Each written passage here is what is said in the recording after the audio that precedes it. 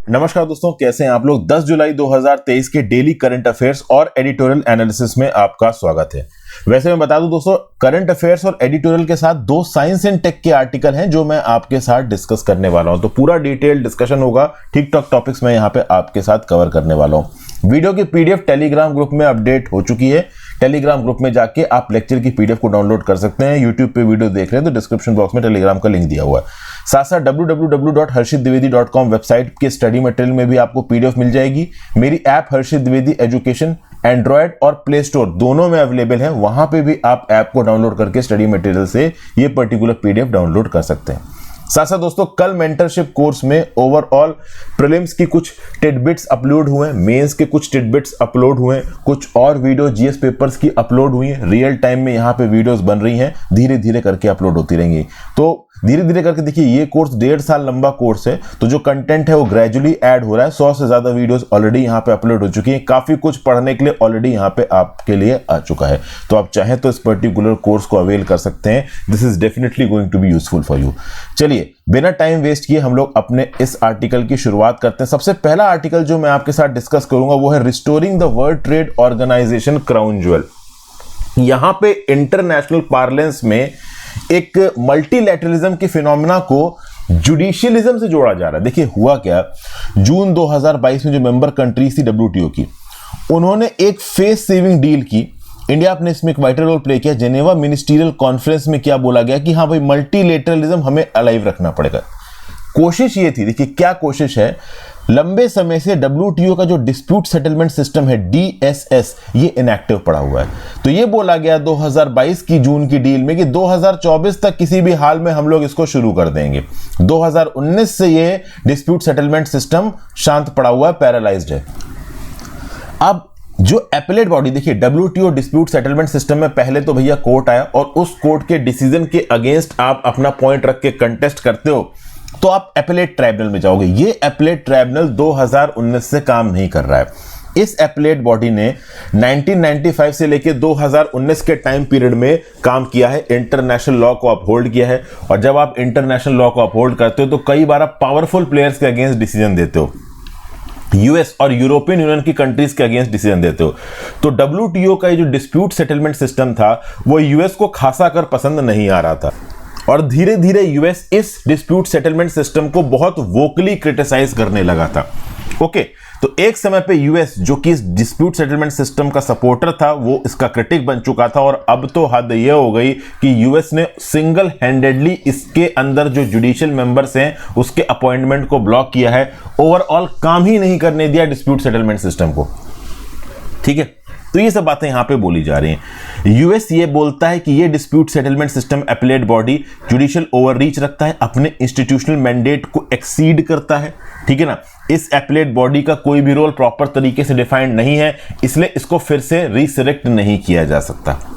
Okay, WTO के dispute settlement system ने overall कई बार यूएस के अगेंस्ट रूलिंग दी और आज की डेट में चाइना के साथ बढ़ते कंपटीशन के अंदर ओवरऑल यूएस इस प्रकार के आप कह लो क्रिटिसिज्म को हैंडल नहीं कर सकता। इसलिए यूएस ने यहां पे अलग तरीके से ओवरऑल डिस्प्यूट सेटलमेंट सिस्टम को थोड़ा शांत सा करा दिया। अब खास बात देखिए यहां पे, it is well established that there is no rule of stare decisis, no rule of precedent in international law. ठीक है, क्या बोला जा रहा है, no rule of stare decisis, no rule of precedent, मतलब इंटरनेशनल लॉ में प्रेसिडेंट रखना। बात यह है, डब्ल्यूटीओ डीएसओ की जो बॉडी है ये आर्टिकल 3.2 में साफ साफ बोलती है कि appellate body rulings can neither add nor diminish the rights and obligations of WTO member countries. However, the same article also says the dispute settlement system of WTO is a central element in providing security and predictability to the multilateral trading system.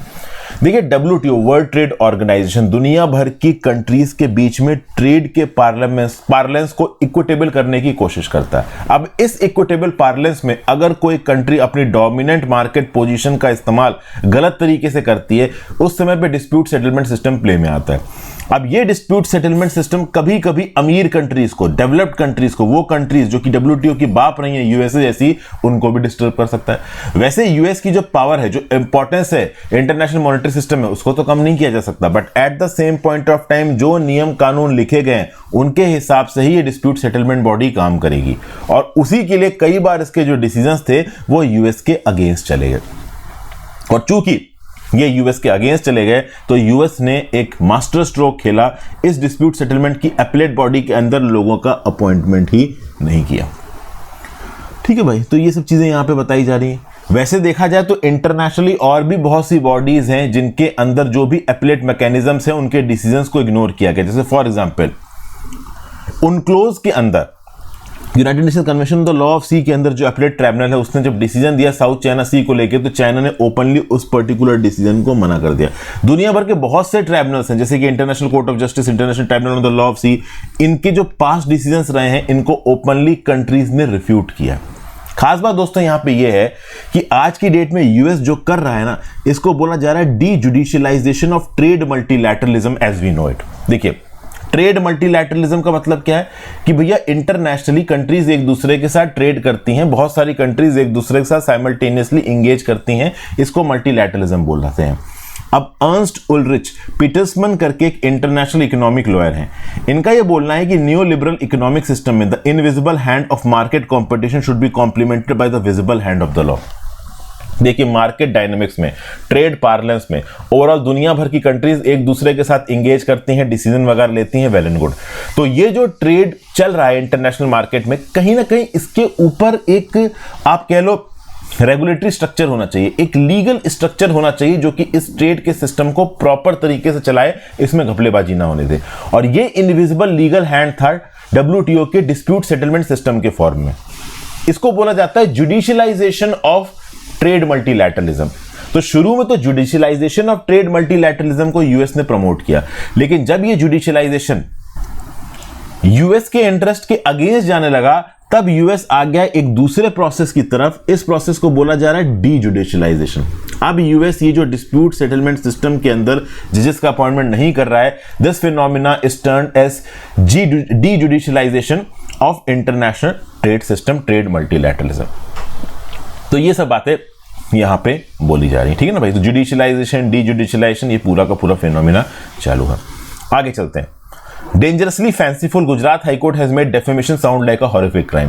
देखिए, recently Rahul Gandhi ji ने overall अपने conviction के against Gujarat high court में जो petition file की, Gujarat high court ने उस petition को डिक्लाइन कर दिया और ये बोला कि भाई जो कन्विक्शन हुआ है कांग्रेस लीडर राहुल गांधी का, वो बिल्कुल सही है, अनरीजनेबल नहीं है।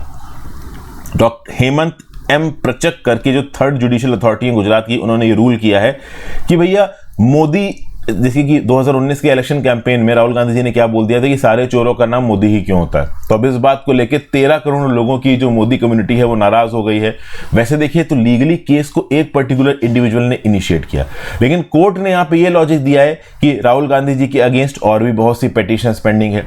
Rahul Gandhi ji previous member of parliament है, राहुल गांधी जी एक स्ट्रॉन्ग पॉलिटिकल फैमिली को बिलोंग करते हैं, तो ओवरऑल इनके जो पब्लिक स्टेटमेंट्स हैं वो बहुत ज्यादा रिस्पॉन्सिबल होने चाहिए। तो एक इररिस्पॉन्सिबल पब्लिक स्टेटमेंट देके इन्होंने एक पर्टिकुलर कम्युनिटी के मेंबर्स को इररिट्रीवेबल अमाउंट ऑफ नुकसान पहुंचाया है, इसलिए इनके 2 साल के डिस्क्वालिफिकेशन को सही बताया जा रहा है। तो बेसिकली हाई कोर्ट ने यहां पे डेफेमेशन के केस को एक क्राइम की तरह दिखाया है पॉलिटिकल रिमार्क्स के रिस्पेक्ट में। मतलब ऑथर कुल मिला के कहने की कोशिश ये कर रहा है कि यहां पे हाई कोर्ट ने सही तरीके से काम नहीं लिया। यहां पे राहुल गांधी के डेफेमेशन के रिमार्क को ओवरऑल एक क्राइम तरीके से दिखा के, देखिए इस पर्टिकुलर ऑथर का ये बोलना है कि जो डिफेमेशन का सूट इनिशिएट किया गया, मतलब ये जो राहुल गांधी जी को डिस्क्वालीफाई किया गया है ना, ये डिस्क्वालिफिकेशन जो राहुल गांधी का हुआ ये पॉलिटिकल ग्राउंड्स पे हुआ है, ठीक है ना। कुछ लोग नहीं चाहते कि Rahul Gandhi member of parliament बने रहे, क्योंकि वो कुछ लोगों की पॉलिटिकल सीट पे खतरा हो सकते हैं, इसलिए उनको उनकी सीट से हटा दिया गया 2 साल का कन्विक्शन करवा के, क्रिमिनल डेफेमेशन करवा के। लेकिन ये क्रिमिनल डेफेमेशन सही नहीं है। हाई कोर्ट जिस प्रकार से यहां पे डिसीजन दे रहा है और राहुल गांधी के डेफेमेशन को नहीं रोक रहा है, दिस इज नॉट प्रॉपर। फिर क्लस्टर म्यूनिशंस की बात हो रही है। यूएस ने $800 मिलियन का जो रिसेंट पैकेज दिया है यूक्रेन को रशिया के अगेंस्ट लड़ने के लिए, इसमें क्लस्टर म्यूनिशंस प्रोवाइड किए और अपने आप में बहुत माइंड बॉगलिंग डिसीजन है। तो ये जो क्लस्टर म्यूनिशंस है, देखिए क्या है होता है क्लस्टर म्यूनिशंस में, एक बड़ा बम ड्रॉप किया जाएगा, इस बम के अंदर से बहुत सारे बम निकलेंगे, 40, 50, 100 बम। वो बम एक फुटबॉल फील्ड जितने बड़े इलाके में गिरेंगे और भारी तबाही मचाएंगे। क्लस्टर म्यूनिशंस के साथ प्रॉब्लम यह है कि जो छोटे छोटे सब बम गिर रहे हैं ना, इसमें बहुत सारे बम नहीं फटेंगे पहले इंस्टेंस में। तो जब भी किसी पर्टिकुलर इलाके में बॉम्बिंग होती है, बॉम्बिंग के बाद आसपास में रहने वाले सिविलियंस, बच्चे आउट ऑफ क्यूरियोसिटी इस पर्टिकुलर बम गिरने वाले इलाके में आते हैं, और देयर इज अ पॉसिबिलिटी कि क्लस्टर म्यूनिशंस के यूज के बाद वहां पे छोटे छोटे सब बम्स कुछ ऐसे हो जो फटे ना हो। इसको बोला जाता है डेड रेट। डेड रेट मतलब फर्स्ट इंपैक्ट में ओवरऑल कितने सब बम्स नहीं फटे। तो ओवरऑल अगर ये डेड रेट ज्यादा है, तो मान लो 50 बम गिरे और डेड रेट है आपका 20%, तो 50 का 20% कितना हो गया? 10। तो 50 बम गिरे ओवरऑल एक क्लस्टर म्यूनिशन से, 10 बम नहीं फटे, 40 बम फट गए। तो पहले स्टेज में 40 फट गए, 10 नहीं फटे। अब यहां पे कोई सिविलियन आता है, कोई बच्चा आता है और उस पड़े हुए बम को छू लेता तो फट जाएगा। तो अनइंटेंडेड सिविलियन कैजुअलिटीज होती हैं इन पर्टिकुलर क्लस्टर म्यूनिशंस के चलते, इसलिए क्लस्टर म्यूनिशंस को बैन किया गया है। इसके लिए एक ट्रीटी है यूएन की, कन्वेंशन ऑन क्लस्टर म्यूनिशन, ठीक है। ये यूएस ने इस कन्वेंशन ऑन क्लस्टर म्यूनिशन को साइन नहीं किया है। रशिया को रिसेंट पास्ट में क्लस्टर म्यूनिशन इस्तेमाल करने के लिए यूएस ने क्रिटिसाइज भी किया है, लेकिन यूएस ने यहां पे यू टर्न ले लिया है। 42nd एड पैकेज के तौर पे यूक्रेन को ओवरऑल क्लस्टर म्यूनिशंस प्रोवाइड किए गए। यूक्रेन, देखिए इस समय पे जो जंग हो गई है रशिया यूक्रेन वॉर की, वो पूरी तरीके से आर्टिलरी पे बेस्ड है, और आर्टिलरी पे ग्राउंड लेवल पे यूएस कमांड कर रहा है चीजों को, रशिया कमांड कर रहा है चीजों को। जो रशिया के वॉर गेम्स है वो कंसोलिडेट हो रहे हैं। रशिया की पोजीशंस को ब्रीच कर पाना यूक्रेन के लिए बहुत मुश्किल हो रहा है। रिसेंटली हमने नहीं सुना कि यूक्रेन ने कोई बहुत मेजर विक्ट्री की हो, ठीक है। पिछले साल खार्किव और खेरसोन के इलाकों में यूक्रेन ने अपने जो खोए हुए इलाके जीते थे। इस साल इस प्रकार के खोए हुए इलाके जीतने की कोई भी न्यूज निकल के नहीं आ रही है। रशिया ने पिछले कुछ महीनों में स्ट्रॉन्ग डिफेंस फोर्टिफिकेशन बनाए हैं 1000 किलोमीटर लंबे बॉर्डर में, और ओवरऑल साउथ में ये जो आपका क्रीमियन पेनिनसुला है, इसका जो लैंड ब्रिज है रशिया का, इसको तोड़ने की जो कोशिश है यूक्रेन की, वो भी फेल हो गई है। तो कुल मिलाकर रशिया यूक्रेन वॉर में यूक्रेन एक बड़े डिसएडवांटेज की तरफ जा रहा है, और ये बात कहीं ना कहीं यूएसए जानता है। तो इस डिसएडवांटेज को न्यूट्रलाइज करने के लिए और रशिया के अगेंस्ट यूक्रेन को प्रॉपर तरीके से आर्म करने के लिए क्लस्टर म्यूनिशंस यहां पे प्रोवाइड किए जा रहे हैं यूएस की तरफ से यूक्रेन को। बट अपने आप में ये डिसीजन ह्यूमैनिटेरियन नहीं है। देखिए, नो डाउट रशिया यूक्रेन के अगेंस्ट जो कर रहा है वो किसी भी तरीके से सही नहीं बोला जा सकता है, जस्टिफाइड नहीं बोला जा सकता, एथिकल नहीं बोला जा सकता, मॉरल नहीं बोला जा सकता। रशिया जो यूक्रेन के अगेंस्ट कर रहा है वो गलत है। यूक्रेन अपने रिस्पेक्ट में जो कर रहा है वो बिल्कुल सही है। अब यूक्रेन की बड़ी जमीन रशिया के पास चली गई है, तो यूक्रेन बोल रहा है कि लड़ते लड़ते मर जाएंगे लेकिन तुमको जमीन नहीं देंगे। अब इस वॉर को इंस्टिगेट कर रहा है यूएस लगातार यूक्रेन को वेपन्स दे दे के वॉर बढ़ाता जा रहा है। अगर यूएस यहां पे यूक्रेन को वेपन देना बंद कर दे, जंग रुक जाएगी, क्योंकि यूक्रेन ऑब्वियसली बात है लड़ ही नहीं पाएगा वेस्टर्न कंट्रीज के सपोर्ट के बिना। बट यूएस लगातार यहां पे वेपन्स देता जाता है, यूक्रेन लड़ता जा रहा है, और ओवरऑल ये जो इंटरनेशनल क्राइसिस है वॉर की, ये बढ़ती ही जा रही है, ठीक है। और रिसेंटली तो ये भी सुनने में आया कि कीव, यूक्रेन ने सिविलियन सेंटर्स को भी इस पर्टिकुलर वॉर में टारगेट करना शुरू कर दिया, और किलर म्यूनिशंस डेफिनेटली और अनइंटेंडेड सिविलियन डेथ्स को कॉज करेंगे। ये जाने ही जाते हैं ये बम सिविलियन डेथ्स के लिए, तो आगे भी ये सिविलियन डेथ्स कॉज करेंगे। क्योंकि समझिए, मान लीजिए किसी एक पर्टिकुलर पॉइंट पे यूक्रेनियन अथॉरिटीज ने प्लान करके बम गिराया, क्लस्टर बम, तो जब वो बम गिराएंगे तब जरूर वो सोचेंगे कि यार यहाँ पे सिविलियन डेथ्स कम हो, लेकिन सिविलियन डेथ केवल उस समय पे नहीं होगी। जैसा कि मैंने बताया डेड रेट होता है, तो इस पर्टिकुलर क्लस्टर म्यूनिशन से जो छोटे छोटे सब बॉम्ब्स निकलेंगे, पहली बार में बहुत से बम नहीं फटेंगे, बाद में सिविलियन जब आके उन बम को छू लेंगे तब वो फट सकते हैं। इसलिए अनइंटेंडेड सिविलियन कैजुअलिटीज इस पर्टिकुलर क्लस्टर म्यूनिशन में बहुत सी होती हैं, और उसके खिलाफ कोई भी इंश्योरेंस या प्रोटेक्शन है नहीं, ठीक है। फिर भाई आगे आ जाते हैं करंट अफेयर्स में। करंट अफेयर्स का जो पहला आर्टिकल आज हम डिस्कस करने वाले हैं वो है objections overruled, forest bill goes to house unchanged. देखिए क्या है, पार्लियामेंट्री कमेटी ने प्रपोज की है amendments to forest conservation act 1980, लेकिन इनको इन्वायरमेंट मिनिस्ट्री ने माना नहीं है। फॉरेस्ट कंजर्वेशन एक्ट 1980 को अमेंड किया जा रहा है। अमेंड करने के लिए ओवरऑल बिल कौन सा यहां पे इंट्रोड्यूस किया गया पार्लियामेंट में? Forest conservation amendment bill 2023। इस पर्टिकुलर बिल को पार्लियामेंट की मॉनसून सेशन में टेबल किया जाएगा। मॉनसून सेशन 20 जुलाई को शुरू हो रहा है। तो ये जो ड्राफ्ट बिल है, ओके, इसको प्रिपेयर किया गया है 31 मेंबर की joint committee on forest conservation amendment bill 2023 के द्वारा। यह पर्टिकुलर जुलाई 20 में शुरू होने वाले मॉनसून सेशन में पार्लियामेंट में टेबल किया जाएगा। अब इस पर्टिकुलर बिल के अगेंस्ट कुछ रिजर्वेशंस पॉइंट आउट किए जा रहे हैं। पहली बात तो यह बोली जा रही है कि सुप्रीम कोर्ट ने 1996 में जो जजमेंट दिया था गोदा वर्मन केस में, इसको अपने नोट्स में इनकॉर्पोरेट कर लीजिए।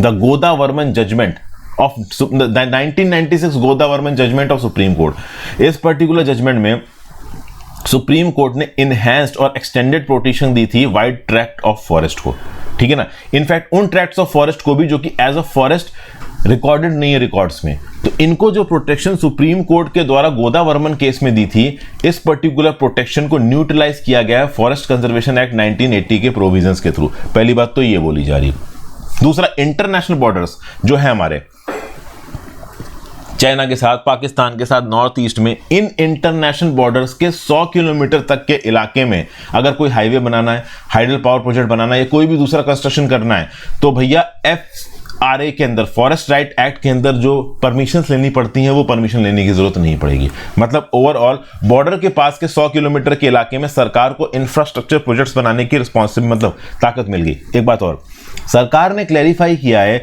कि बॉर्डर के 100 किलोमीटर के अंदर प्रोजेक्ट्स बनाने की जो ताकत है वो सरकार के पास है, किसी प्राइवेट कंपनी के पास नहीं। और ऑब्वियस सी बात है, बॉर्डर इलाके में रोड वगैरह बनाना सरकार का एक इंपॉर्टेंट प्रेरोगेटिव है जो कि वो नेशनल सिक्योरिटी से डील करता है। फिर भाई ओवरऑल डीम्ड फॉरेस्ट, अब तक क्या है कि वो फॉरेस्ट जो कि प्रॉपर तरीके से फॉरेस्ट कोडिफाइड नहीं है या नोटिफाइड नहीं है फॉरेस्ट कंजर्वेशन एक्ट में, उनको डीम्ड फॉरेस्ट देके प्रोटेक्शन दिया जाता था। इस नए अमेंडमेंट के चलते कोई भी सेंट्रल प्रोटेक्शन डीम्ड फॉरेस्ट के पास नहीं लगेगा और इन डीम्ड फॉरेस्ट में टूरिज्म जैसी एक्टिविटीज को, इकोनॉमिक एक्टिविटीज को प्रमोट किया जाएगा, जिसके चलते फॉरेस्ट को नुकसान पहुंच सकता है। तो ऑब्वियस सी बात है, इस फॉरेस्ट कंजर्वेशन एक्ट को लेके काफी पॉलिटिक्स हो रही है, आगे भी काफी पॉलिटिक्स होगी। एक और चीज यहां पे हुई है, केंद्र की सरकार का बोलना है कि इस अमेंडमेंट बिल से फॉरेस्ट कंजर्वेशन एक्ट का नाम बदल के कर दिया जाएगा वन संरक्षण एवं संवर्धन अधिनियम, मतलब forest conservation and augmentation act. अब इस बात को लेके भी पॉलिटिक्स चल रही है। कहा जा रहा है कि इस पर्टिकुलर अमेंडमेंट के चलते नॉर्थ ईस्ट के बहुत से इलाकों में जहां पे फॉरेस्ट राइट्स एक्ट का प्रोटेक्शन था वो प्रोटेक्शन चला जाएगा। वास्ट ट्रैक्ट्स पॉपुलेशन जो कि साउथ इंडिया और नॉर्थ ईस्ट में रहते हैं वो इस एनवायरमेंटल लेजिस्लेशन से बाहर निकल जाएंगे।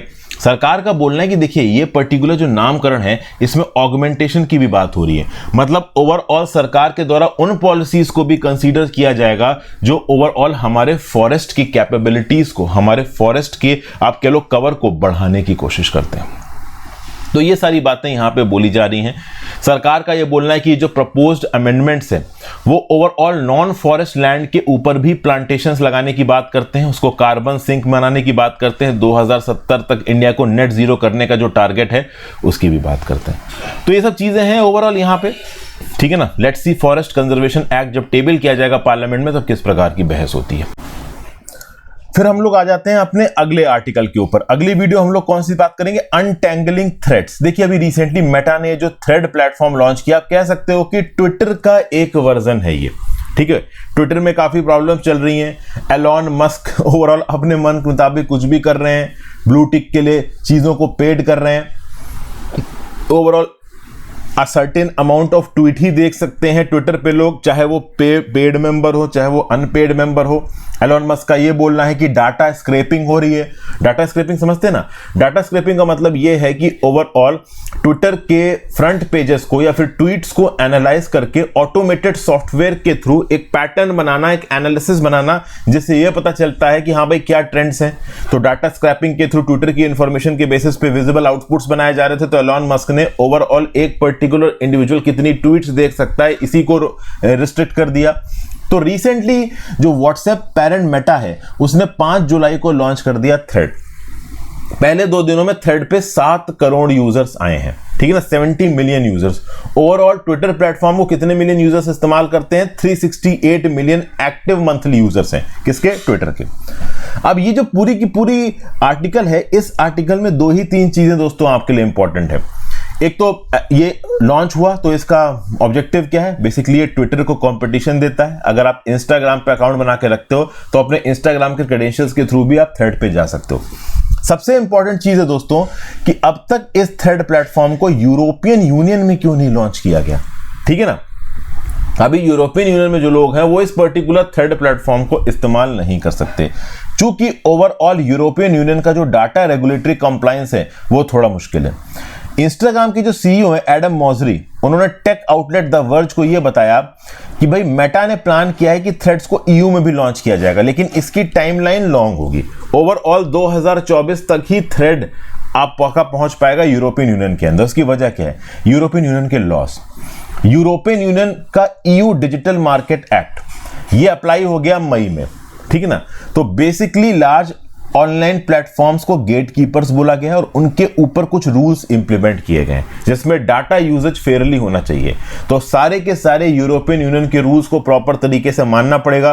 बिना रूल्स को माने अगर थ्रेड्स ने एंट्री मारी यूरोपियन यूनियन के अंदर तो कोई लंबा चौड़ा मिलियंस या बिलियंस ऑफ डॉलर्स का फाइन मार दिया जाएगा। वो थ्रेड की इमेज के लिए भी अच्छा नहीं होगा और इकोनॉमिकली भी गड़बड़ा जाएगा, ठीक है ना भाई। फिर आपको पता है कि जो थ्रेड्स टाइप के प्लेटफॉर्म होते हैं अपनी सर्विसेज को इस्तेमाल करने के लिए पैसा नहीं लेते हैं, ठीक है ना। यूट्यूब में पैसा नहीं मिलता, मतलब यूट्यूब को इस्तेमाल करने के लिए आपको पैसा नहीं देना, फेसबुक को इस्तेमाल करने के लिए, इंस्टाग्राम को इस्तेमाल करने के लिए पैसा नहीं देना, ट्विटर को इस्तेमाल करने के लिए पैसा नहीं देना, स्पेशल फीचर्स के लिए आपको पैसा देना है। तो ये सब चीजें क्या दिखाता है, ये सब चीजें ये दिखाता है भाई कि ये पर्टिकुलर प्लेटफॉर्म एडवर्टाइजमेंट के थ्रू कमाते हैं और एडवर्टीजमेंट का सबसे इंपॉर्टेंट लिंक होता है टारगेटेड एडवर्टीजमेंट, जो कि डाटा माइनिंग पे बेस्ड होता है। और यूरोपियन यूनियन के अंदर अगर कोई इतना बड़ा प्लेटफॉर्म आ रहा है तो वो किस प्रकार से डाटा माइनिंग कर रहा है ये बहुत इंपॉर्टेंट हो जाता है।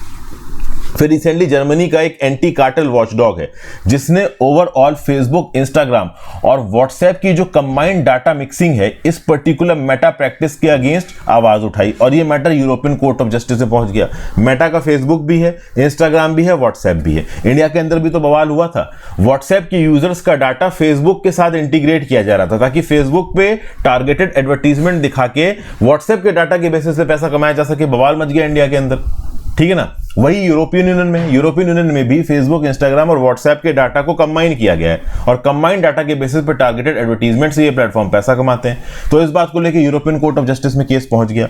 तो ऑब्वियस सी बात है, थ्रेड जब लॉन्च होगा आपका यूरोपियन यूनियन के अंदर तो यूरोपियन यूनियन के सारे डाटा रेगुलेशंस को ध्यान में रखते हुए लॉन्च होगा। मतलब ये यूरोपियन यूनियन का डाटा कहीं ना कहीं थ्रेड को, मेटा प्लेटफॉर्म को एक कॉशियस ट्रेजेक्टरी पे दे के जा रहा है as far as it is concern while launching in the European Union. तो इस प्रकार की डाटा प्रैक्टिसेस को इंडिया के अंदर भी एग्जीक्यूट करना चाहिए, क्योंकि आगे आने वाले समय में इंडियन मार्केट अकेला यूरोपियन यूनियन मार्केट से ज्यादा डोमिनेंट होगा। देखिए साइज बेसिस में अभी आप कह सकते हो कि इंडिया मार्केट यूरोपियन यूनियन को टक्कर दे देगा, उससे बड़ा हो जाएगा, लेकिन बात यह है कि इंडिया के मार्केट की परचेजिंग पावर कैपेसिटी उतनी डेवलप नहीं है जितना यूरोपियन यूनियन के मार्केट की है।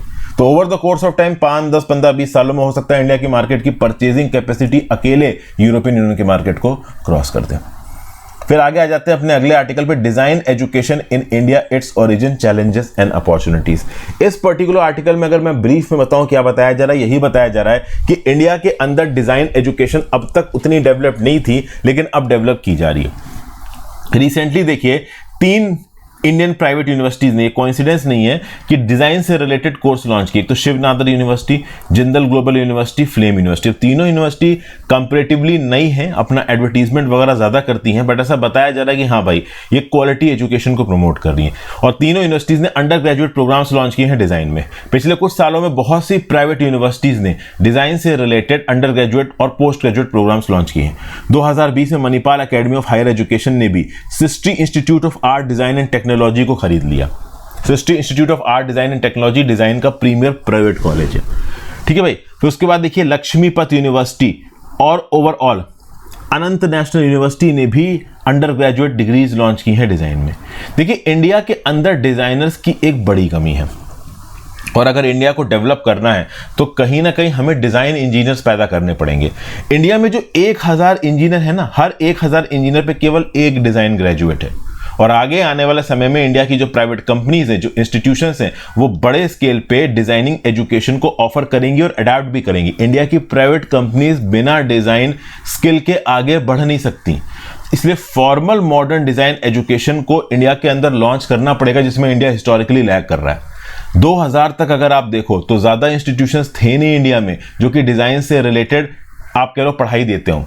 अगर आप थोड़ा और पहले चले जाओ 2000 से 1960s में, 70s में, 80s में, तो केवल 2 इंस्टीट्यूट्स का नाम सुनने में आता था। एक था नेशनल इंस्टीट्यूट ऑफ डिजाइन जो कि अहमदाबाद में था, 1961 में फाउंड किया गया, और एक इंडस्ट्रियल डिजाइन सेंटर जो कि IIT बॉम्बे में था 1969 में। कई डेकेड्स तक इंडिया के अंदर केवल यही 2 डिजाइन सेंटर थे। फाइनली एक प्राइवेट सेंटर की एंट्री होती, प्राइवेट इंस्टीट्यूट की एंट्री होती 1996 में, जिसका नाम था सृष्टि। इसने डिजाइन से रिलेटेड एजुकेशन को प्रोवाइड करना शुरू किया और धीरे धीरे भारत के अंदर डिजाइन की पढ़ाई से लेके चेंजेस आते रहे। अगर आप देखो तो भारत सरकार ने भी डिजाइन से रिलेटेड कोर्सेज को डेवलप करने में फाइनेंशियल इंसेंटिव्स वगैरह प्रोवाइड की, मदद प्रोवाइड की। 2007 में नेशनल डिजाइन पॉलिसी लॉन्च की गई भारत सरकार के द्वारा और एस्टैब्लिश किया गया इंडिया डिजाइन काउंसिल 2009 में। ठीक है ना। अब अगर आप देखो तो इंडिया के अंदर अर्बन इलाकों में इंटीरियर डिजाइनिंग ऑलरेडी एक बड़ा प्रोफेशन हो चुका है। ठीक है ना। इंटीरियर डिजाइनिंग अपने आप में बहुत बड़ी चीज है। अगर आप मुंबई जैसे शहरों में चले जाओ तो जो सुपर रिच कैटेगरी है ना, वो स्पेसिफिकली डिजाइनर्स को हायर करके अपने घर का इंटीरियर करवाते हैं। हालांकि ये बहुत ज्यादा पैसे वाला काम हो गया, बड़े लोग ही इसको अफोर्ड कर पाते हैं, लेकिन डिजाइनिंग स्टैंडर्ड्स अर्बन इंडिया में धीरे धीरे अफोर्डेबल भी हो रहे हैं। ठीक है ना भाई। फिर फैशन डिजाइनर्स, ये भी अपने आप देखिए, फैशन डिजाइनर, इंटीरियर डिजाइनर, ये क्लासी क्लासेस हैं, लेकिन पूरा डिजाइन एज अ आप कह लो institution, design as a course, design as a आप कह लो सब्जेक्ट, ये सिर्फ आप कह लो अर्बन एलीट कह लो क्वार्टर्स को नहीं एंटरटेन करेगा, ये हर प्रकार के क्वार्टर्स को एंटरटेन करेगा, चाहे फिर वो मिडिल क्लास हो, चाहे फिर वो आप कह लो इकोनॉमिकली लोअर क्लास हो। 2020 की अपनी किताब में जिसका नाम है the struggle and the promise restoring India's potential, Naushad Forbes जो कि फॉर्मर प्रेसिडेंट है CII के, कन्फेडरेशन ऑफ इंडियन इंडस्ट्री के, और रेगुलर कमेंटेटर है इकोनॉमिक इश्यूज, इनोवेशन, एजुकेशन के, उन्होंने बोला है कि भाई देखिए, no more than 100 Indian firms were passionate about design, whereas given India's size, there was a need of at least 1,000 firms to be design champions. India के अंदर मुश्किल से 100 ऐसी फर्म्स हैं जो कि डिजाइन में अपने आप को एक्सेल कराना चाहती हैं, चैंपियन है, जबकि कम से कम 1000 फर्म्स की जरूरत है इंडिया की इकोनॉमी का साइज देखते हुए जो कि डिजाइन में चैंपियन होना चाहिए। जो डिजाइन का वीक डिमांड सिनेरियो था इंडिया के अंदर, वो धीरे धीरे करके बदल रहा है। ओके।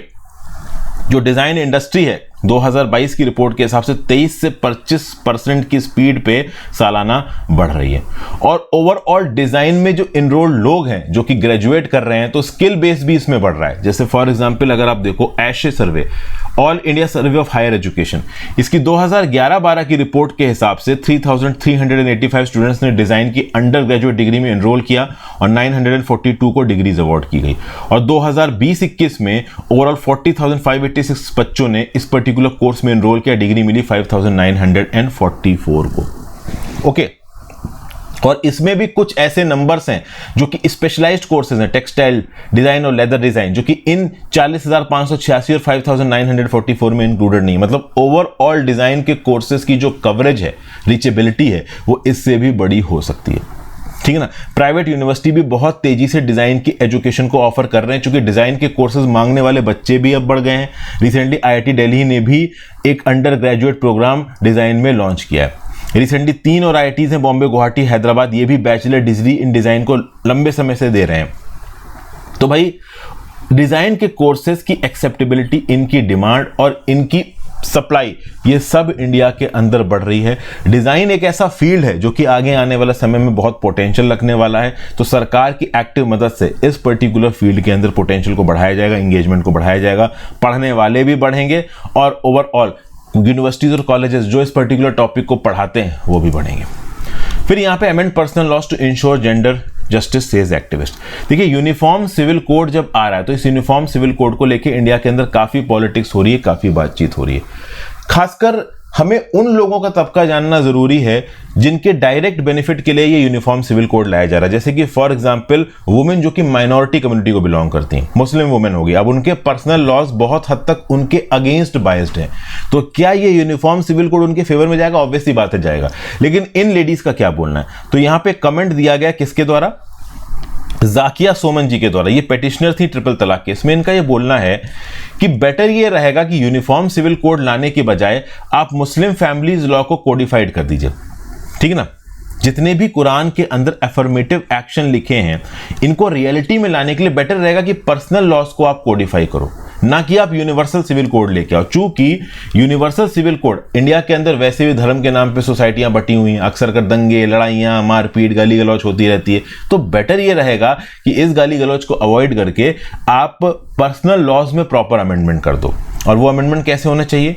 तो भैया जो मैरिज ऑफ एज है पर्सनल लॉज में, वो प्यूबर्टी से 18 हो जानी चाहिए, पॉलीगैमी पे बैन होना चाहिए, निकाह हलाला जैसी प्रैक्टिस पे बैन होना चाहिए, गार्जियनशिप और कस्टडी ऑफ चिल्ड्रन मदर को भी मिलनी चाहिए, इक्वल शेयर होना चाहिए प्रॉपर्टी और इनहेरिटेंस में, प्रॉपर प्रोसीजर होना चाहिए डिवोर्स का। तो ये सारे चेंजेस कर दीजिए आप मुस्लिम पर्सनल लॉ में। सरकार का बोलना है कि भाई ये मुस्लिम पर्सनल लॉ में चेंज करना अपने आप में बहुत मुश्किल काम है, क्योंकि फिर हर धर्म के पर्सनल लॉ को आप चेंज करते फिरोगे।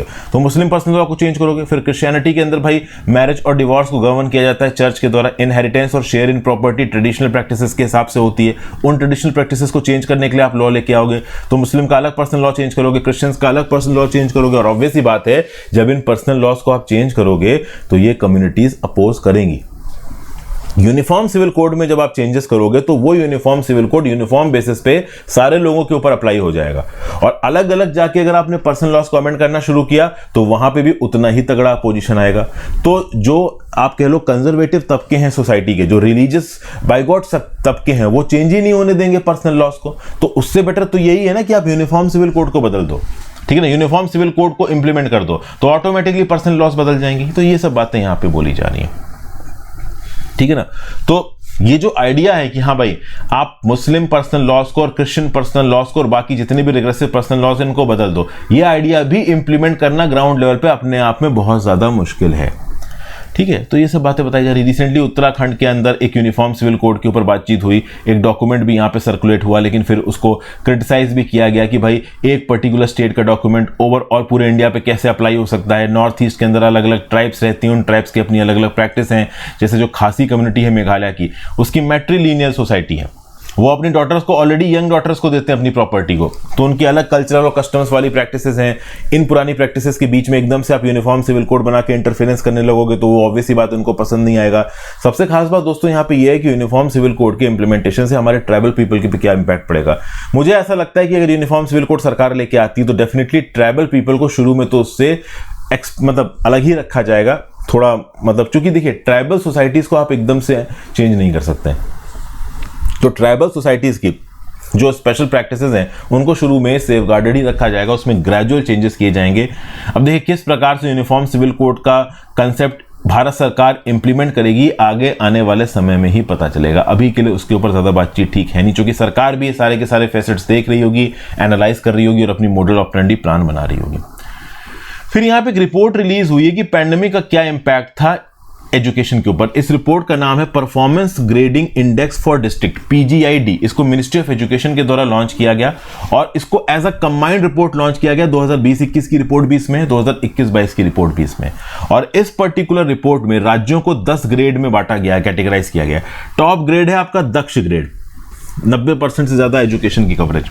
फिर आता है उत्कर्ष ग्रेड, 81 से 90% एजुकेशन की कवरेज। फिर अति उत्तम 71 से 80%, उत्तम 61 से 70%। फिर प्रचेस्त 1 51 से 60%, प्रचेस्त 2 41 से 50%, प्रचेस्त 3 31 से 40%, आकांक्षी 21 से 30%, आकांक्षी 2 11 से 20%, और सबसे नीचे आकांक्षी 3 वो डिस्ट्रिक्ट जहां पे एजुकेशनल परफॉर्मेंस 10% से कम है। तो ये बेसिकली 10 ग्रेड के अंदर इंडिया की सारी डिस्ट्रिक्ट्स को यहां पे ओवरऑल सेग्रीगेट किया गया है इस परफॉर्मेंस ग्रेडिंग इंडेक्स के थ्रू।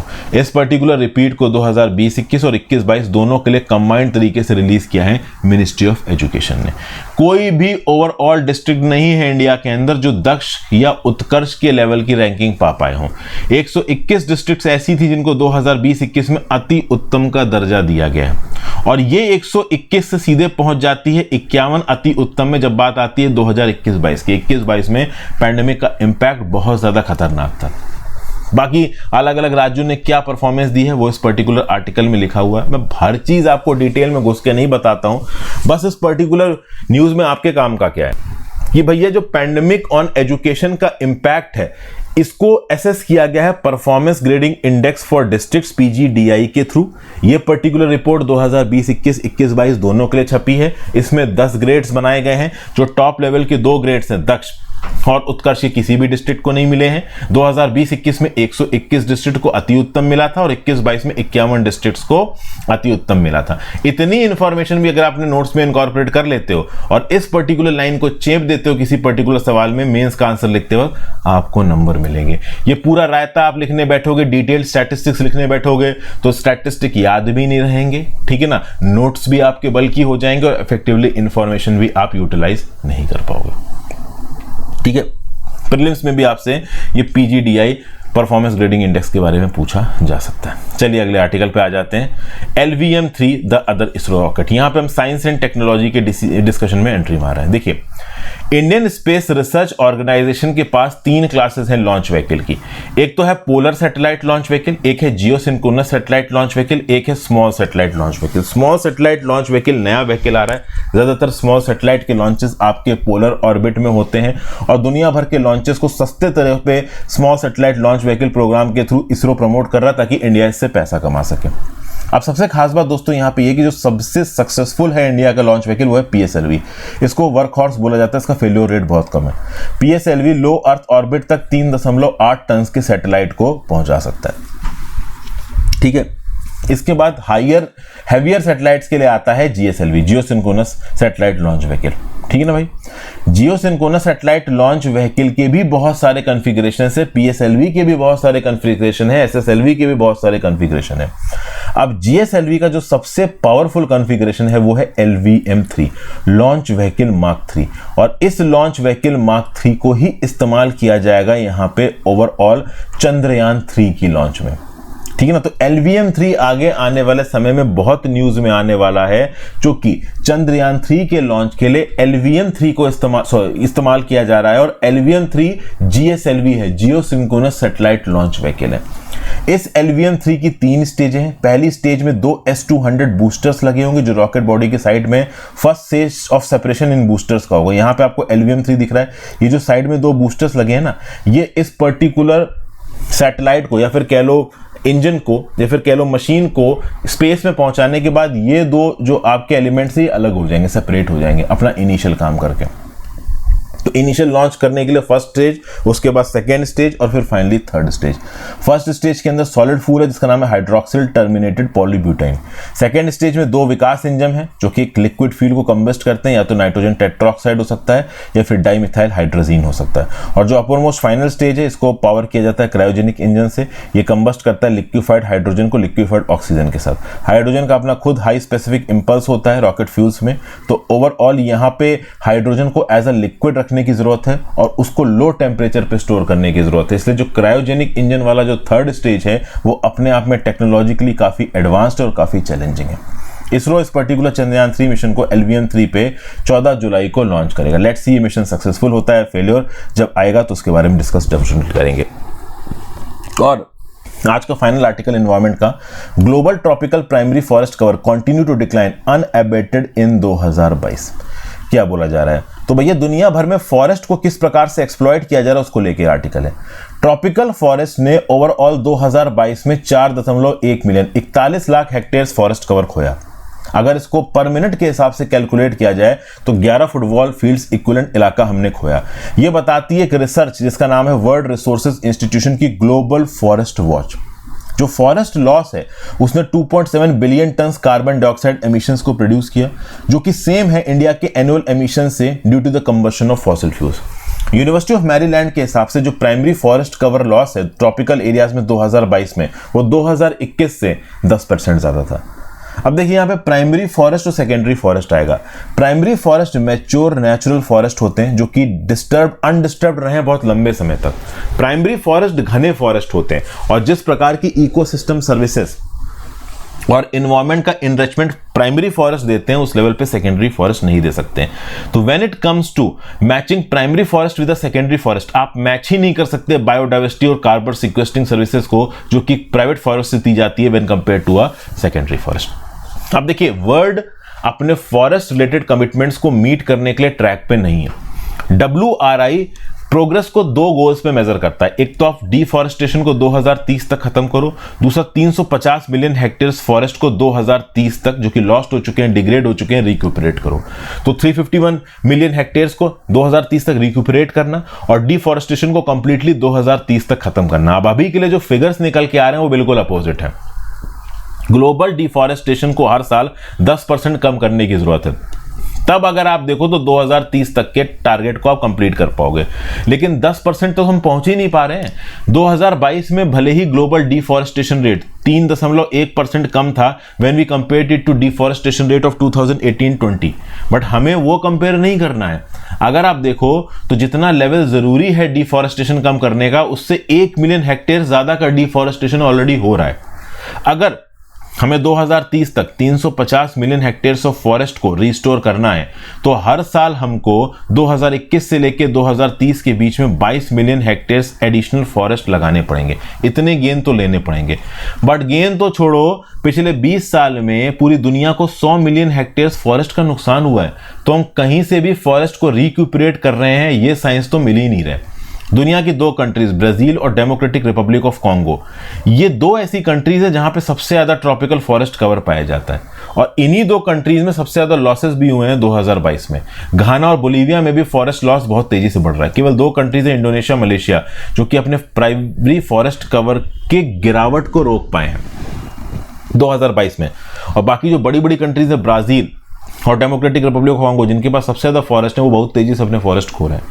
ब्राजील के अंदर तो फॉरेस्ट जेयर बोल्सोनारो की प्रेसिडेंसी में बहुत कम हुए हैं, WRI ने नोट किया। जेयर बोल्सोनारो जो कि पहले प्रेसिडेंट थे ब्राजील के, उनको इंटरनेशनल क्रिटिसिज्म में मिला था। अभी के लिए कौन प्रेसिडेंट है ब्राजील के, नीचे कमेंट बॉक्स में लिखो, मैंने कई बार पहले एडिटोरियल में डिस्कस किया। जो अमेज़न नदी के किनारे सबसे बड़े रेन फॉरेस्ट, इनको बहुत तेजी से डिस्ट्रॉय किया जा रहा है ब्राजील के अंदर। जो rate of primary forest cover loss था 2022 में 2021 से 15% ज्यादा था। नॉन फायर रिलेटेड लॉसेस 2022 में 2005 के बाद सबसे ज्यादा थे। तो जो फॉरेस्ट लॉस है अमेज़न बेसिन में, ये केवल कार्बन सिक्वेस्ट्रेशन को अफेक्ट नहीं करता, ये रेनफॉल को भी अफेक्ट करता है। जितना ज्यादा आप फॉरेस्ट को काटोगे उतना ही उस पर्टिकुलर रीजन में रेनफॉल भी कम होगी और एक समय पे एक ऐसा टिपिंग पॉइंट आ सकता है कि इन अमेज़न रेन फॉरेस्ट का एक सिस्टमैटिक डिग्रेडेशन शुरू हो जाएगा और ये कभी रिक्यूपरेट कर ही नहीं पाएंगे। वहीं पे अगर आप डेमोक्रेटिक रिपब्लिक ऑफ कॉन्गो की बात करो तो इसने भी 500,000 हेक्टेयर से ज्यादा फॉरेस्ट लूज किए हैं प्राइमरी फॉरेस्ट कवर 2022 में। और इस प्रकार से अगर रेट ऑफ लॉस बढ़ता रहा, जो कि बढ़ेगा, क्योंकि डेमोक्रेटिक रिपब्लिक ऑफ कॉन्गो में आबादी बढ़ रही है, उस आबादी को खिलाने के लिए खाना नहीं है, समझ गए? तो खाने के पैदा करने के लिए एग्रीकल्चर बढ़ रहा है और फॉरेस्ट को काट के एग्रीकल्चरल लैंड में कन्वर्ट किया जा रहा है। खास बात दोस्तों यहाँ पे ये है कि जब प्राइमरी फॉरेस्ट को जला के शॉर्ट टर्म कल्टीवेशन किया जाता है तो ओवरऑल वो प्राइमरी फॉरेस्ट आप फिर से बना नहीं सकते, उसको बनने में हजारों साल लगे, समझ गए? तो फैलो क्या होता है कि एकदम से जब आप प्राइमरी फॉरेस्ट को काट को जमीन लेके आओगे तो जमीन एकदम से उपजाऊ नहीं होगी, तो उसके अंदर कुछ दिन तक तो अनाज उगेगा, फिर अनाज उगना बंद हो जाएगा, तो किसी और जगह पे फॉरेस्ट काट के आप फिर और जमीन बनाओगे। तो इससे एक साइकिल शुरू होगी जो कि साइकिल सिस्टमैटिक तरीके से आपके फॉरेस्ट इलाके को तबाह करके रख देगी। एक $500 मिलियन का एग्रीमेंट साइन हुआ था United Nations climate change conference 2021 में ग्लासगो में, ताकि डेमोक्रेटिक रिपब्लिक ऑफ कॉन्गो के फॉरेस्ट को बचाया जा सके, वहां के डिफॉरेस्टेशन रेट को कम किया जाए, लेकिन हम कम कर नहीं पा रहे हैं। इंडोनेशिया ने वहीं पे अपने प्राइमरी फॉरेस्ट लॉस रेट को बहुत हद तक कम किया। मलेशिया ने भी ये पर्टिकुलर एक्टिविटी कर पाई। उसके साथ साथ और कुछ कंट्रीज हैं जिनकी यहाँ पे तारीफ करनी चाहिए, Costa Rica, China, Cote d'Ivoire, Vietnam, Gabon, Madagascar, Nicaragua और इक्वेटोरियल गिनी, जिन्होंने फॉरेस्ट लॉस को कम किया। इंडिया की बात की जाए तो इंडिया का टोटल फॉरेस्ट लॉस 2021 से 2022 के बीच में था 2,55,000 हेक्टेयर। इसमें से प्राइमरी फॉरेस्ट थे 43,900 हेक्टेयर, जो कि ओवरऑल फॉरेस्ट लॉस का 17% था। जो ग्लोबल ट्री कवर लॉस है 2022 में, ये 10% कम हुआ है। इसमें प्राइमरी, सेकेंडरी और प्लांटेड फॉरेस्ट तीनों आते हैं। ग्लोबल फॉरेस्ट वॉच के हिसाब से अगर आप फायर रिलेटेड फॉरेस्ट लॉसेस देखोगे तो 2021 के कंपैरिजन में 2022 में 28% कम थे। बट ओवरऑल फॉरेस्ट लॉसेस को हमें टारगेट करना है। बढ़ती ग्लोबल वार्मिंग के साथ और इंक्रीजिंग टेम्परेचर के साथ फॉरेस्ट फायर्स बढ़ेंगी, जो कि बड़ी तेजी से फॉरेस्ट को डिग्रेड करेंगी।